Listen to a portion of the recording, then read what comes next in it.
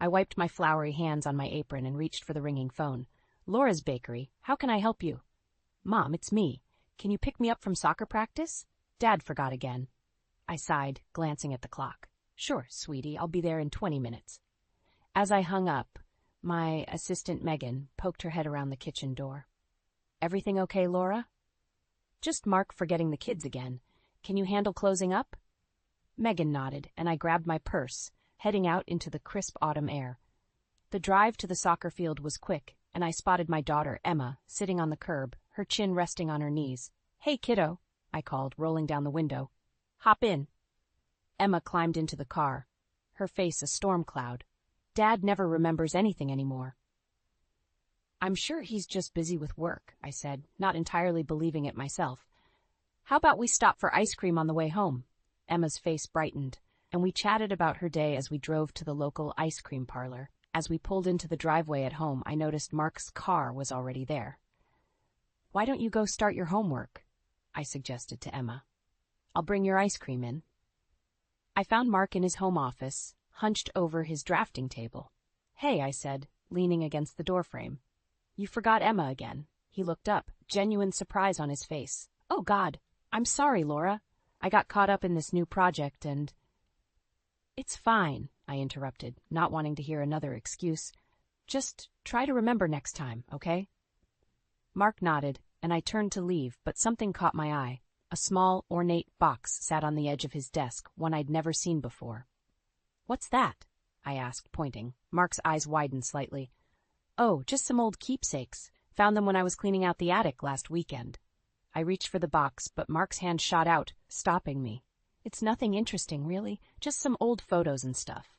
His reaction piqued my curiosity, but I let it go. Okay, I'm going to check on Emma. That night, after the kids were in bed, I couldn't shake the nagging feeling about that box. I tossed and turned, unable to sleep. Finally, I slipped out of bed and padded down to Mark's office. The box was still there, tempting me. I hesitated for a moment, then opened it.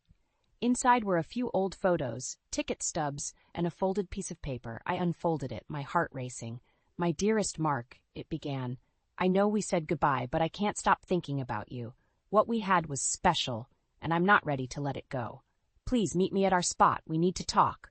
All my love, Scarlett. I stared at the letter, my hands shaking. Scarlett? Who was Scarlett? And why was Mark keeping a love letter from her? The sound of footsteps made me jump. I quickly folded the letter and put it back in the box, closing it just as Mark appeared in the doorway. Laura, what are you doing up? I forced a smile. Just getting some water. Couldn't sleep. As I brushed past him, my mind was reeling. Who was this Scarlett, and what did she mean to Mark? And more importantly, why had he kept this letter hidden all these years? I climbed back into bed, my thoughts a whirlwind. One thing was certain. Our peaceful life was about to change, and I had a feeling it wouldn't be for the better. I couldn't shake the image of that letter from my mind as I pulled into Henry and Karen's driveway. The familiar scent of Karen's roses wafted through the air as I stepped out of the car, steeling myself for the conversation ahead. Karen answered the door, her face lighting up. Laura, what a lovely surprise. Come in, dear. I followed her into the living room, where Henry was reading the newspaper. He looked up, his bushy eyebrows raising. Laura, is everything all right? I'm not sure, I admitted, sinking into an armchair. I need to ask you both something, and I need you to be honest with me. Karen and Henry exchanged a glance. Of course, dear, Karen said, sitting down next to her husband. What is it? I took a deep breath. Who's Scarlett? The silence that followed was deafening. Henry's face paled, and Karen's hand flew to her mouth. Where did you hear that name? Henry asked, his voice gruff. I found a letter, I said, my heart pounding. In Mark's things. From her. Karen reached out, patting my hand. Oh, Laura, that was so long ago. We thought it was all in the past. What was in the past? I pressed. Who is she? Henry sighed, setting down his paper. Scarlett was Mark's high school sweetheart. They were inseparable for years. We all thought they'd end up married. What happened? I asked, dreading the answer. She disappeared, Karen said softly. Right after graduation. No note, no explanation. Just gone. I felt a chill run down my spine. And Mark? He was devastated, Henry said. Spent months looking for her. It nearly broke him. Karen nodded. We were so worried, but then he met you and, well, we thought he'd finally moved on. My mind was reeling. Why didn't anyone ever tell me about her? Mark asked us not to, Henry said. Said it was in the past and he wanted to focus on his future with you. I stood up abruptly, needing to move, but he kept her letter, all these years. Karen's eyes filled with tears. Oh, Laura, I'm sure it doesn't mean anything. Mark loves you. Does he? I asked, more to myself than to them. If he loved me, why would he keep secrets? Henry stood, placing a hand on my shoulder. People are complicated, Laura. Sometimes we hold on to things we shouldn't, even when we've moved on. I nodded, not trusting myself to speak. As I turned to leave, Karen called out. Laura, wait, there's something else you should know. I froze, my hand on the doorknob. What is it? Karen hesitated, looking at Henry. He nodded, and she continued. About a year before you and Mark met, there were rumors that Scarlett had been seen back in town. My breath caught in my throat. And nothing, Henry said. If she was here, she didn't stay long. Mark never mentioned seeing her. I left their house with more questions than answers, my mind spinning. As I pulled into my own driveway, I saw Mark's car. He was home early. Taking a deep breath, I walked into the house. Mark was in the kitchen, making coffee. Hey, he said, smiling. You're home early. Everything okay? I looked at him, really looked at him, searching for any sign of the man who had been so devastated by Scarlett's disappearance. All I saw was my husband, the father of my children. We need to talk, I said, my voice steady despite the trembling in my hands. About Scarlett. The coffee mug slipped from Mark's grasp, shattering on the floor. In that moment, I knew. Whatever Mark's relationship with Scarlett had been, it was far from over. The shattered mug lay forgotten at our feet as Mark's face drained of color. Laura, I can explain, he stammered. Then explain, I said, my voice surprisingly calm. Explain why you've kept a love letter from your high school sweetheart hidden all these years. Mark ran a hand through his hair, a nervous habit I'd always found endearing. Now it just made me angry. It's not what you think, Scarlett. She's part of my past, that's all. A past you never told me about, I countered. A past your parents say nearly broke you. His eyes widened. You talked to my parents? I had to, I snapped, since my husband wasn't being honest with me. Mark sighed, sinking into a kitchen chair. I'm sorry, Laura. I should have told you about Scarlett years ago, but it was painful, and I thought it was over. Is it? I asked, my voice barely above a whisper. He looked up at me, his eyes pleading. Of course it is. You're my wife, Laura. I love you. I wanted to believe him, but doubt gnawed at me. Then why keep the letter?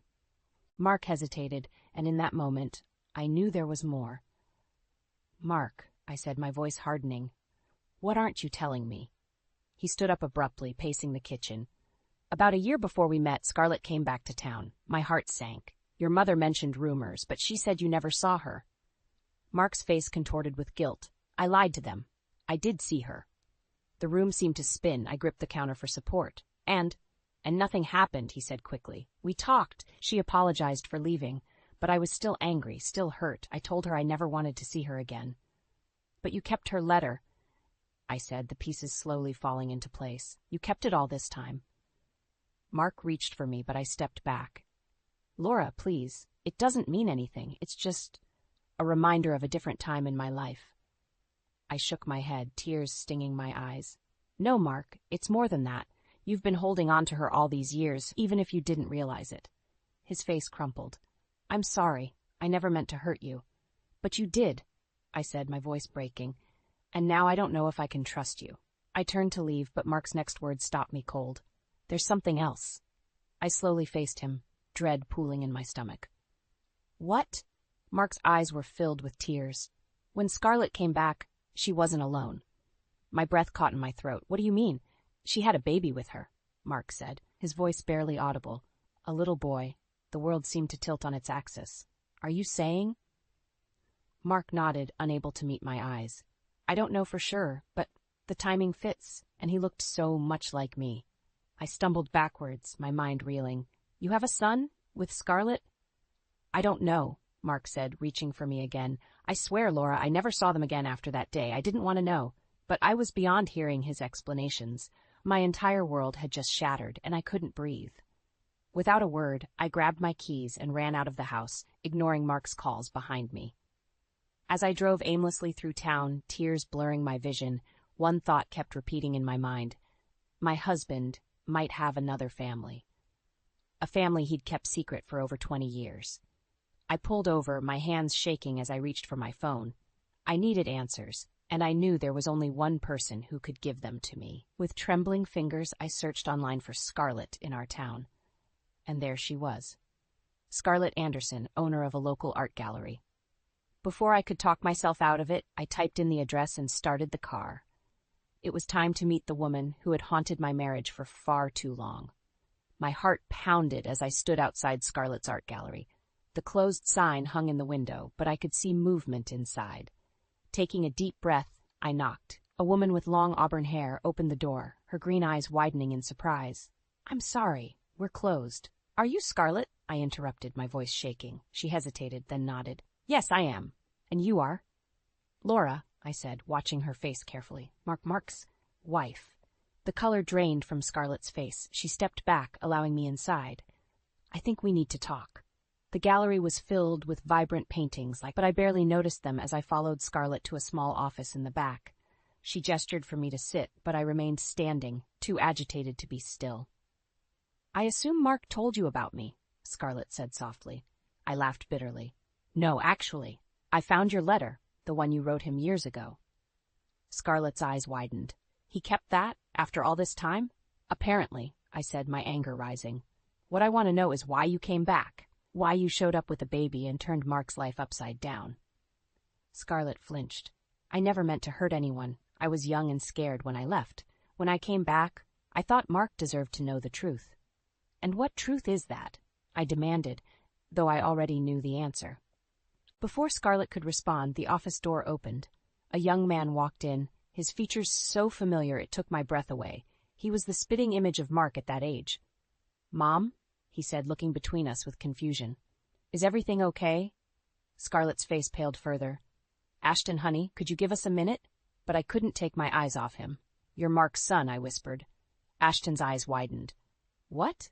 Mom, what's she talking about?" Scarlett stood, placing a hand on Ashton's arm. "Ash, this is Laura. She's Mark's wife." The room spun as I watched understanding dawn on Ashton's face. He looked at me, then back at his mother. "Mark, the man you told me about? He's my father?" Scarlett nodded, tears in her eyes. "I'm so sorry, Ash. I never meant for you to find out like this." I stumbled backwards, gripping the edge of a desk for support. This was real. Mark had a son, a grown son he'd never known. "How could you keep this from him?" I asked Scarlett, my voice breaking. "From both of them." Scarlett's face crumpled. "I tried to tell Mark when I came back, but he was so angry, so hurt. He said he never wanted to see me again. I couldn't force him to be a father if he didn't want to be." Ashton's face hardened. "So you lied to me my whole life instead?" "I thought I was protecting you," Scarlett said, reaching for him, but Ashton stepped back. "I need some air," he muttered, brushing past me and out of the office. I watched him go, my heart aching for this young man whose world had just been shattered. Then I turned back to Scarlett. "Does Mark know?" I asked. "Does he know for certain that Ashton is his son?" Scarlett shook her head. "I never told him explicitly, but I think he must have suspected." The weight of everything crashed down on me, my marriage, my life, everything I thought I knew had been built on lies and secrets. "I can't do this," I said, more to myself than to Scarlett. "I can't pretend this isn't happening." Scarlett stepped towards me, her face etched with guilt.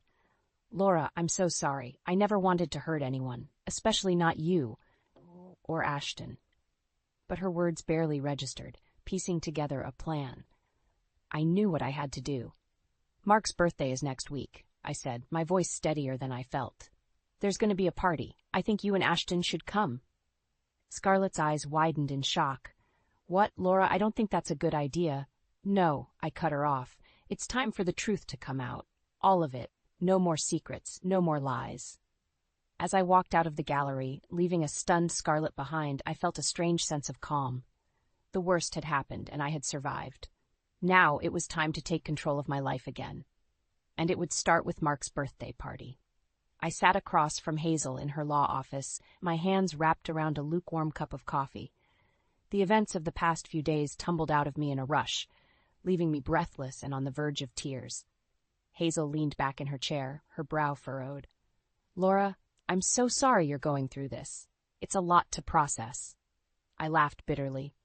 That's an understatement. My whole life feels like a lie. Have you talked to Mark since you found out about Ashton? Hazel asked gently. I shook my head. I've been staying at my sister's. I can't face him right now. Hazel nodded, her eyes full of sympathy. And what about the birthday party? Are you still planning to go through with it?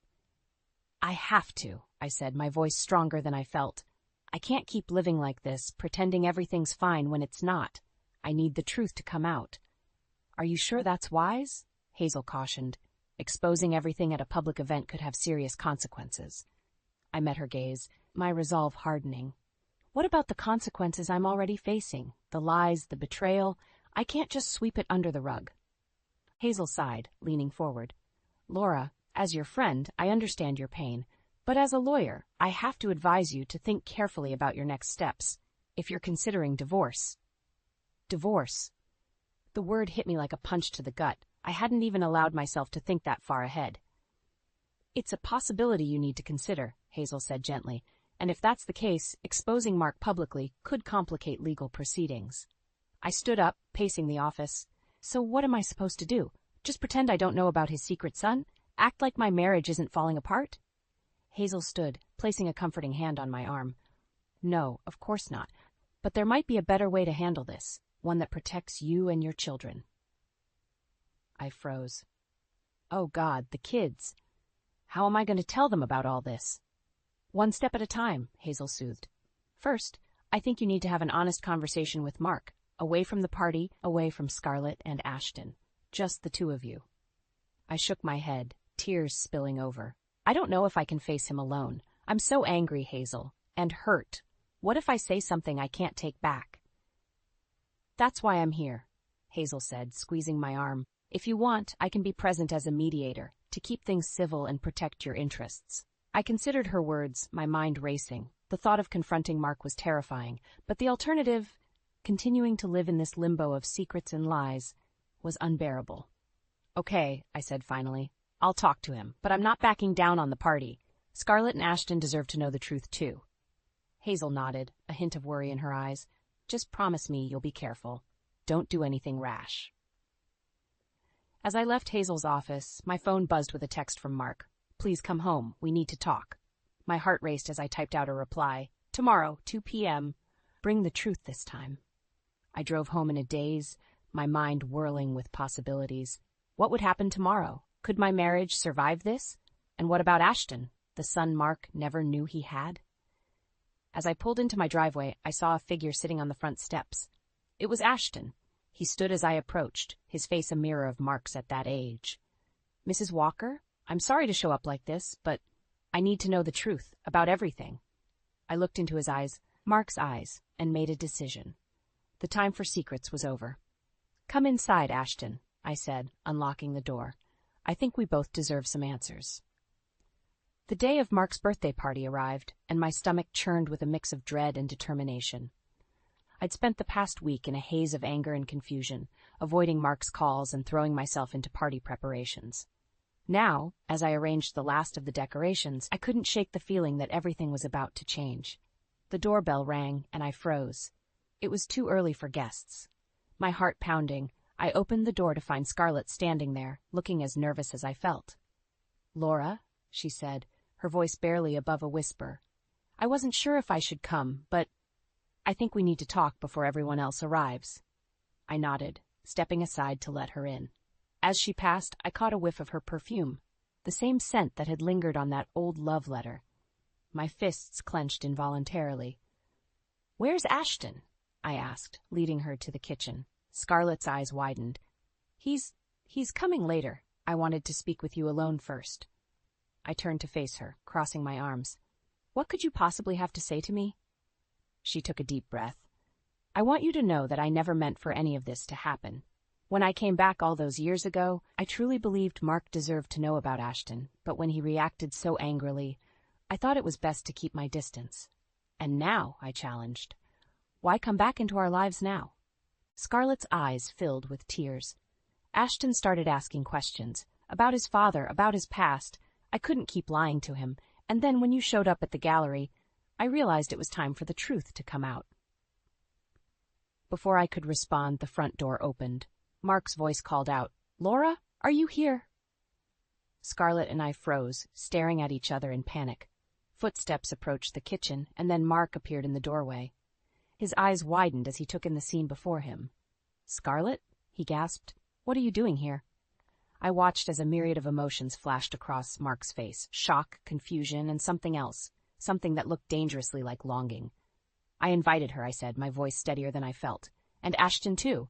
I thought it was time we all had an honest conversation." Mark's face paled. "Ashton? He's coming here?" Scarlett nodded, her eyes never leaving Mark's face. "He wants to meet you, Mark. He deserves to know his father." The word father hung in the air between us, heavy with 2 decades of secrets and lies. I watched as Mark stumbled backwards, gripping the doorframe for support. "Laura," he said, his voice breaking. "I can explain. I never meant to." "Save it," I cut him off. "I don't want to hear any more lies. Tonight we're going to tell everyone the truth. All of it." Mark's eyes darted between Scarlett and me, panic evident on his face. "You can't be serious. What about the kids? What about our family?" "Our family?" I laughed bitterly. "Our family has been built on lies, Mark. It's time for that to end." Just then the doorbell rang again. The first guests were arriving. Mark looked at me pleadingly, but I turned away, heading for the door. "Laura, wait," Scarlett called out. I paused, looking back at her. "Are you sure about this? Once we do this, there's no going back." I met her gaze, then Mark's. In that moment, I saw the full weight of their shared history, the secrets they'd kept, and the lives they'd changed. And I knew, with absolute certainty, what I had to do. "I'm sure," I said, my voice firm. "It's time for the truth, no matter the cost." As I opened the door to greet our guests, I could feel the tension radiating from the kitchen. The stage was set, the players were in place, and in just a few short hours everything would change. Let the party begin. The party was in full swing, but I felt like I was moving through a fog. Laughter and chatter filled the air, but all I could hear was the pounding of my own heart. Mark stood across the room, his eyes darting nervously between me, Scarlett, and the door. I watched as Ashton arrived, his resemblance to Mark even more striking in the warm light of our living room. Gasps and whispers rippled through the crowd as people noticed the uncanny similarity. "Laura?" Hazel appeared at my elbow, her voice low and urgent. "Are you sure about this? It's not too late to handle this privately." I shook my head, my resolve hardening. "No, Hazel. No more secrets. No more lies." Taking a deep breath, I clinked my glass with a spoon, calling for everyone's attention. The room fell silent, all eyes turning to me. "Thank you all for coming to celebrate Mark's birthday," I began, my voice surprisingly steady. "But before we continue, there's something you all need to know." Mark stepped forward, panic etched on his face. "Laura, please." "No, Mark," I cut him off. "It's time for the truth." I turned back to the crowd, my gaze finding Scarlett and Ashton. "Many of you may have noticed a new face here tonight. This is Ashton, and he has a very special connection to our family." Murmurs of confusion rippled through the room. I saw Henry and Karen exchange worried glances. "Ashton," I continued, "is Mark's son. A son he never knew he had, because his mother, Scarlett, left town before telling Mark she was pregnant." The room erupted in gasps and exclamations. I watched as shock, disbelief, and dawning understanding played across the faces of our friends and family. Mark stepped forward, his face ashen. "Laura, I can explain." "Can you?" I challenged, my voice rising. "Can you explain why you kept Scarlett's letter all these years? Why you never told me about her, or about the possibility that you had a child out there?" Scarlett moved to stand beside Ashton, who looked shell-shocked. "I never meant for this to happen," she said, her voice trembling. "I thought I was protecting everyone by staying away." "Protecting us?" I laughed bitterly. "You've torn our lives apart." The room fell silent, the tension palpable. I could feel the weight of everyone's stares, the judgment, the pity, but I wasn't done. "For years," I continued, my voice breaking, "I thought I knew who my husband was. I thought we had built a life together based on trust and honesty, but it was all a lie." Mark reached for me, his eyes pleading. "Laura, please, I love you. I never meant to hurt you." I stepped back out of his reach. "If you loved me, you would have told me the truth. You would have given me the chance to understand, to forgive." Ashton spoke up, his voice quiet but firm. "I didn't ask for any of this. I just wanted to know where I came from." My heart broke for him, for the innocent victim in all of this. "I know, Ashton, and you deserve the truth, just like the rest of us." I turned back to the stunned crowd. "I'm sorry to ruin the party, but I couldn't keep living this lie. Mark and Scarlett may have started this, but I'm ending it, here and now." With shaking hands, I removed my wedding ring and placed it on the table. The soft clink seemed to echo in the silent room. "Happy birthday, Mark," I said, my voice barely above a whisper. "I hope the truth was worth it." As I turned to leave, the room erupted into chaos. I could hear Mark calling my name, Scarlett's sobs, and the shocked exclamations of our guests. But I didn't look back. I stepped out into the cool night air, feeling both utterly broken and strangely free. The truth was out, the secrets exposed. Now I had to figure out how to rebuild my life from the ashes of the lies that had consumed it. The weeks following Mark's birthday party were a blur of tears, sleepless nights, and endless conversations with Hazel about divorce proceedings. I threw myself into my work at the bakery, finding solace in the familiar rhythms of kneading dough and decorating cakes. One quiet afternoon, as I was closing up shop, the bell above the door chimed. I looked up to see Ashton standing there, looking uncertain. "Mrs. Walker, Laura," he began. "I hope it's okay that I'm here. I wanted to talk to you." I nodded, gesturing for him to sit at one of the small tables. "Of course, Ashton. What's on your mind?" He fidgeted with a napkin, his eyes, so like Mark's, filled with a mix of emotions. "I wanted to apologize for everything that's happened. I never meant to cause so much pain." My heart ached for this young man, caught in the middle of a mess he didn't create. "Ashton, none of this is your fault. You have nothing to apologize for." He looked up, his eyes shining with unshed tears. I always wondered about my father, but I never imagined finding him would destroy a family." I reached out, covering his hand with mine. "You didn't destroy anything, Ashton. The lies and secrets did that long before you came into the picture." We talked for hours about his life growing up, about Scarlett, about Mark. As the sun began to set, casting long shadows across the bakery floor, I felt something shift inside me. A weight I hadn't realized I'd been carrying began to lift.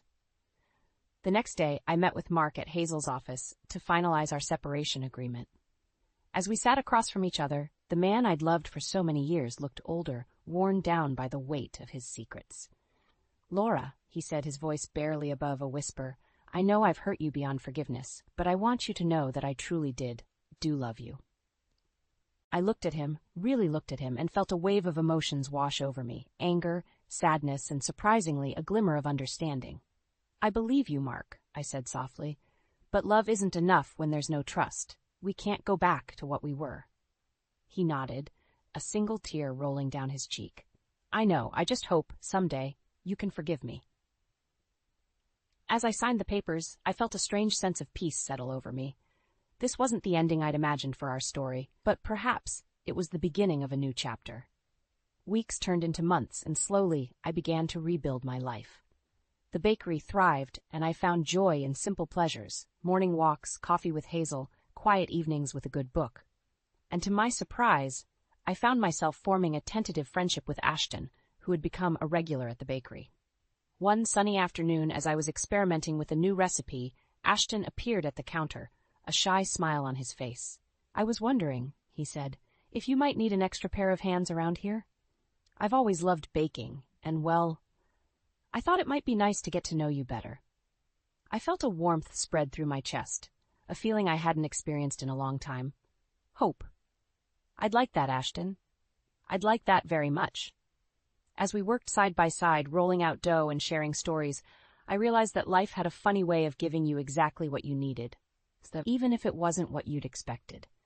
The betrayal that had shattered my world had also opened doors I never knew existed. It had shown me my own strength, the depth of my friendships, and the capacity for forgiveness I didn't know I possessed. As I looked at Ashton, laughing as he dusted flour off his nose, I knew that while my marriage to Mark was over, my story was far from finished. There would be more chapters, more twists and turns, more joy and pain. But this time, I would write my own narrative on my own terms. And for the first time in a long time, I was excited to see where the story would lead. The clinking of silverware against fine china echoed through the dining room, punctuated by the occasional polite cough or forced chuckle. My smile felt tight as I surveyed the scene before me. My family gathered for our weekly dinner, a ritual that once filled me with warmth but now felt like a charade. "So, Derek," I began, my voice cutting through the tension like a knife, "how are things at the office?" Derek, my son-in-law, paused mid-bite, his fork hovering in the air. With a carefully crafted smile, he replied, "Couldn't be better, Lorraine. The team's been knocking it out of the park." My gaze shifted to my daughter Elise, who beamed with pride. Seeing her devotion to this man made my stomach churn. If only she knew the truth. As the conversation drifted to more mundane topics, I excused myself, feigning a need to freshen up. In truth, I needed a moment to collect my thoughts. The hall bathroom provided a brief respite, but the raised voices from the dining room soon shattered the illusion of peace. "Can't keep this up forever." Derek's hushed tone carried an unmistakable edge. "We need to act fast before she catches on." My breath caught in my throat as realization dawned. He was plotting something, and it involved my late husband's company, the business I had poured my heart and soul into preserving. Pressing my ear against the door, I strained to make out Elise's muffled response. "But Mom, she'll never agree to it." "Then we don't give her a choice," Derek snapped. "This is our chance to secure our future, and I won't let anyone stand in our way, not even your mother." The weight of his words hit me like a ton of bricks. My own daughter conspiring against me with her husband, the man I had once welcomed into our family with open arms. Tears stung my eyes as I fought the urge to burst through the door and confront them. Steeling myself, I took a deep breath and rejoined them, plastering on a smile that belied the turmoil raging within me. As I caught Derek's satisfied smirk, a newfound determination took root. He had no idea what he was up against. This was war, and I would do whatever it took to protect my husband's legacy, even if it meant going against my own flesh and blood. The days following that fateful dinner crawled by, each one more excruciating than the last. Elise remained distant, her once warm demeanor replaced by a guarded chill that cut deeper than any knife. Derek, on the other hand, strutted around with an infuriating smugness, as if he'd already won. I knew I had to act fast, but I needed proof of his misdeeds, something concrete to shatter his carefully constructed facade. That's when I stumbled upon the financial records hidden in his study. "Elise, you need to see this," I urged, thrusting the incriminating documents into her hands.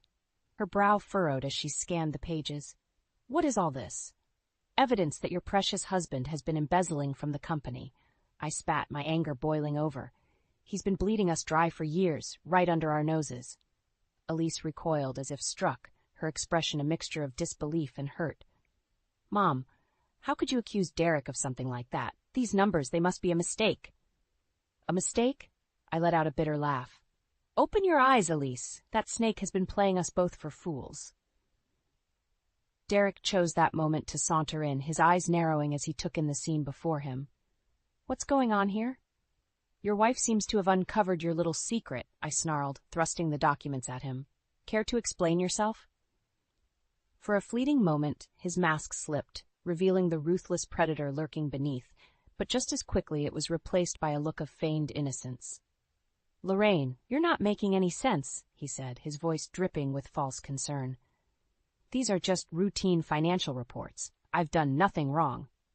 "Don't lie to me," I roared, all pretense of civility abandoned. "I know you've been bleeding the company dry, and I won't let you get away with it." Derek's veneer finally cracked, his true colors bursting forth in a torrent of rage. "You stupid old woman! You have no idea what you're up against." He turned to Elise, his eyes pleading.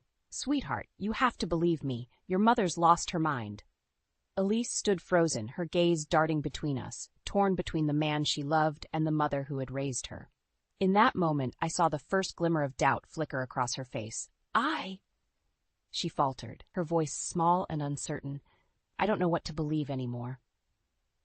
With a contemptuous sneer, Derek wrapped his arm around her shoulders, pulling her close. "Don't worry, my love. We'll get through this together, no matter what it takes. As they turned and left the room, I sank into the nearest chair, my hands trembling with a potent mix of rage and sorrow. The battle lines had been drawn, and there would be no turning back. Derek had made his move, but he had no idea the lengths I was willing to go to protect what was mine. This was far from over. In the days that followed, the once warm atmosphere in my home had turned icy, with tension seeping through every nook and cranny. Elise avoided me like the plague, her loyalty to that snake Derek unwavering, despite the evidence of his deceit. I knew I couldn't take him on alone, not with the resources at his disposal. That's when fate intervened in the form of Jenna Williams, a young hotshot lawyer with a chip on her shoulder and a vendetta against Derek. "Mrs. Robertson, we need to talk," she announced, barging into my living room one afternoon without preamble. I eyed her warily, taking in her no-nonsense demeanor. "And you are?" "Jenna Williams, attorney at law." She thrust out a manicured hand, her grip firm and unyielding. "I represent a client who was defrauded by your son-in-law in a business deal gone wrong." My interest piqued, I motioned for her to take a seat. "I'm listening." For the next hour, Jenna laid out a damning case against Derek, detailing his web of lies, manipulation, and illegal activities. By the time she finished, my blood was boiling. "That snake has been playing us all," I growled, slamming my fist on the coffee table. "He needs to be stopped." Jenna's eyes gleamed with a predatory light. "That's where you come in, Mrs. Robertson. With your insider knowledge and my legal expertise, we can bring Derek down once and for all." I hesitated, the weight of her proposition hanging heavy in the air. Could I really go to such lengths, even if it meant turning against my own daughter? As if sensing my hesitation, Jenna leaned forward, her gaze intense. "Look, I get it. Family loyalty is a powerful thing. But ask yourself this, how far is Derek willing to go to protect his interests? Do you really think he has your daughter's best interests at heart?" Her words struck a nerve, reigniting the fury that had been simmering within me. Derek was a cancer, slowly poisoning everything he touched. If I didn't act, he would destroy not only the company, but my family as well. Squaring my shoulders, I met Jenna's gaze head-on. "All right, Miss Williams, I'm in. Let's take that son of a bitch down." A feral grin spread across her face as she extended her hand. "It's a pleasure doing business with you, Mrs. Robertson." As our hands clasped, sealing our unholy alliance, I felt a renewed sense of determination coursing through my veins. Derek might be a formidable foe, but he had no idea what he was up against. Together, Jenna and I would expose his lies and bring him to his knees, no matter the cost. The game was on, and I intended to play for keeps. The days melted into weeks as Jenna and I worked tirelessly to gather evidence against Derek. Every phone call, every late-night meeting carried the weight of our mission, to expose his misdeeds and bring him to justice, no matter the cost. "We need more," Jenna growled, slamming her fist on the table laden with financial records and incriminating documents. "This is damning, but not enough to guarantee a conviction." I pinched the bridge of my nose, exhaustion weighing heavy on my shoulders. "What else do you need? I've given you everything I could find." Jenna leveled her steely gaze at me. "We need a smoking gun, something irrefutable that proves his intent to defraud the company." As if on cue, my phone buzzed with an incoming call from an unknown number. Frowning, I answered cautiously. "Hello?" "Mrs. Robertson, it's me." The tremulous voice belonged to Derek's assistant, Tina. "I have something you need to see." Within the hour, Tina was seated across from us, her hands trembling as she slid a flash drive across the table. "This contains copies of emails and financial records detailing Mr. Winslow's illegal dealings with offshore accounts." Jenna snatched up the drive, her eyes alight with a predatory gleam. "This is it. The evidence we need to bury that bastard." Tina wrung her hands, her gaze darting between us. "I couldn't stand by and let him destroy the company any longer, not after everything you and Mr. Robertson built." Reaching across the table, I covered her hand with my own, a surge of gratitude washing over me. "Thank you, Tina. You're a brave woman." She offered a weak smile before rising to her feet.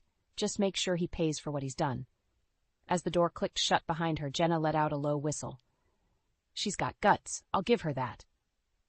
"We all do what we must?"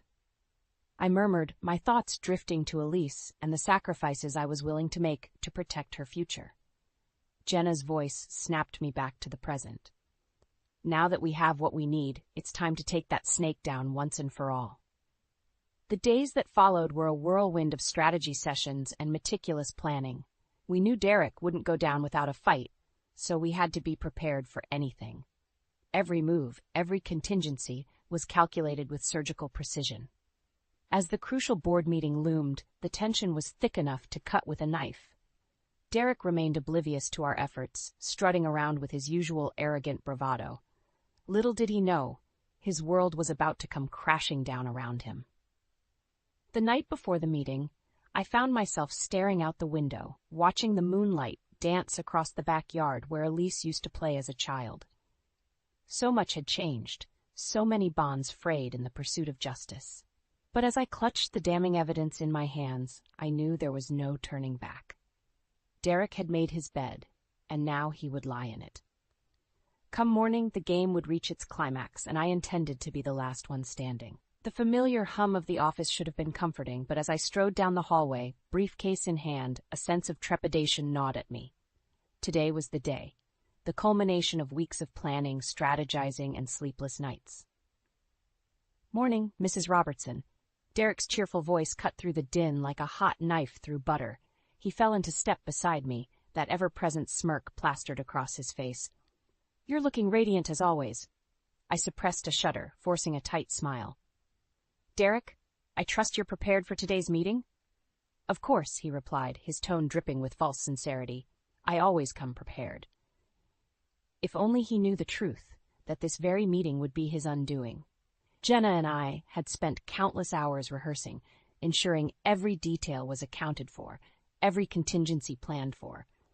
As we rounded the corner, I caught sight of Elise hovering near the conference room door. Her brow furrowed when she spotted us, and I could see the conflict raging behind her eyes. Mom, she began, her voice catching in her throat. Can we talk for a minute? Derek shot her a warning glance, but I raised a hand, silencing him. Of course, dear. Ushering her into a nearby office, I studied her drawn features, my heart aching at the turmoil etched into her face. I don't know what to believe anymore, she whispered, her eyes glistening with unshed tears. Derek swears he's innocent, but there's just something off about the way he's been acting lately.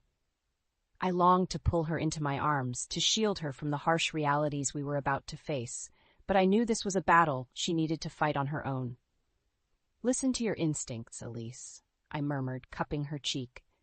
Deep down, you know the truth. She opened her mouth to respond, but a sharp rap on the door cut her off. 5 minutes to go, Jenna called out, her voice laced with urgency. With a trembling sigh, Elise stepped back, her expression hardening into a mask of determination. We should get in there. As we filed into the conference room, the tension was palpable. Derek held court at the head of the table, flanked by his loyal cronies.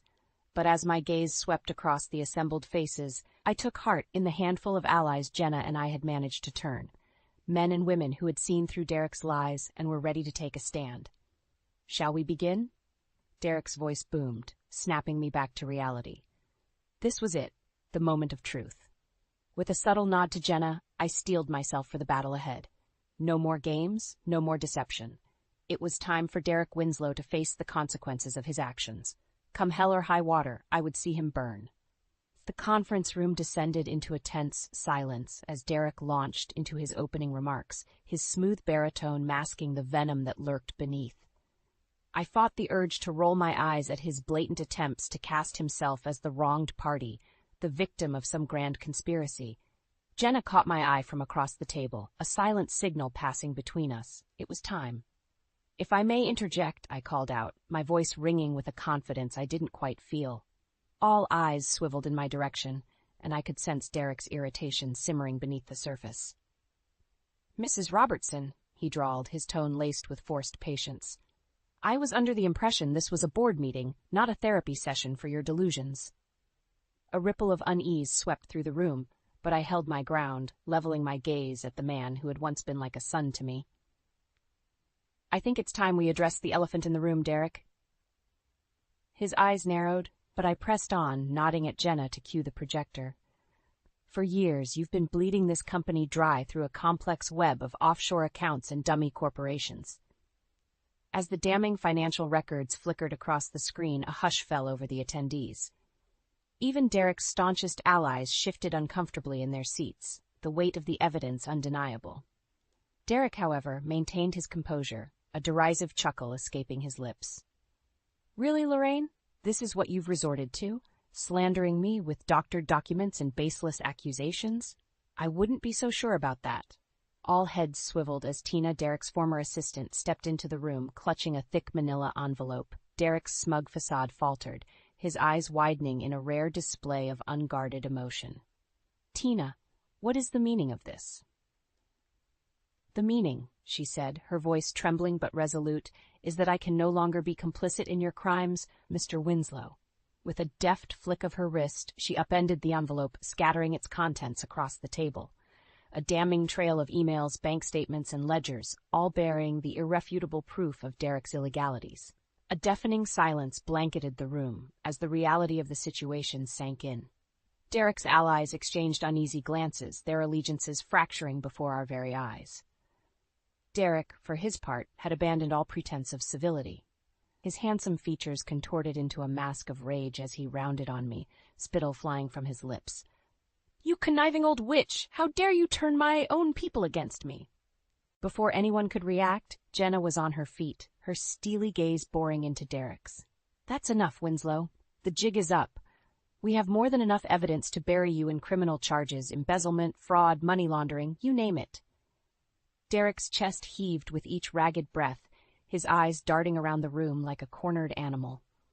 For a fleeting moment our gazes locked, and I saw the ugly truth laid bare. He was a soulless monster, consumed by greed and ambition. Then, as quickly as it had come, the moment passed. His shoulders slumped in defeat, and he sank back into his chair, the fight draining from his body. "Well played, Lorraine," he muttered, a twisted smile curling his lips. "Well played indeed." As security swept in to escort him away, I caught Elise's eye from across the room. Tears streamed down her cheeks, her expression a heartbreaking mix of anguish and relief. In that moment, I knew the hard road to healing lay ahead. But as Derek's scathing glare bore into me one last time, I felt an odd sense of peace wash over me. The battle had been won, even if the war had exacted a heavy toll. Come what may, I would face it head-on, my daughter by my side. Derek Winslow was gone, but the fight for my family's future had only just begun. The days following Derek's dramatic ousting were a whirlwind of activity. Lawyers, accountants, and investigators swarmed the office, meticulously untangling the intricate web of deceit he had woven. Meetings stretched late into the night as we grappled with the full extent of his misdeeds, the company teetering on the brink of financial ruin. Through it all, Elise remained a stoic presence by my side, her unwavering support a beacon of strength in the eye of the storm. Yet I could see the toll it was taking on her, the sleepless nights, the occasional vacant stare when she thought no one was looking. "She's holding up better than I expected," Jenna murmured one evening as we pored over the latest stack of financial reports. I followed her gaze to where Elise sat hunched over her laptop, her brow furrowed in concentration. "For now, perhaps. But this is just the calm before the storm." As if on cue, the office door burst open, and Derek's lawyer, a slimy character named Roth, blustered in, his face flushed with indignation. "This is an outrage," he bellowed, slamming his briefcase onto the nearest desk. "My client has been subjected to unlawful persecution and character assassination." Jenna arched a perfectly sculpted brow, her expression one of bored indifference. "Your client is facing multiple felony charges, Roth. I'd say he's getting off easy." Roth opened his mouth to retort, but I cut him off with a sharp wave of my hand. "Enough! We're not here to entertain your theatrics. State your business or show yourself out." His beady eyes narrowed, but he seemed to think better of further antagonizing us. "Very well. My client is prepared to offer a plea deal in exchange for leniency." A derisive snort escaped Jenna's lips. "And why, pray tell, would we entertain such a ludicrous proposition?" "Because," Roth sneered, "my client has information that could prove detrimental to certain parties involved in his downfall." The implication hung heavy in the air, and I felt a chill run down my spine.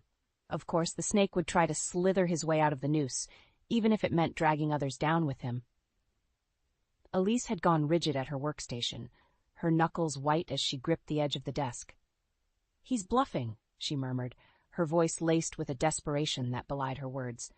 Roth's gaze shifted to her, his lips curling into a predatory smile. "Am I, though?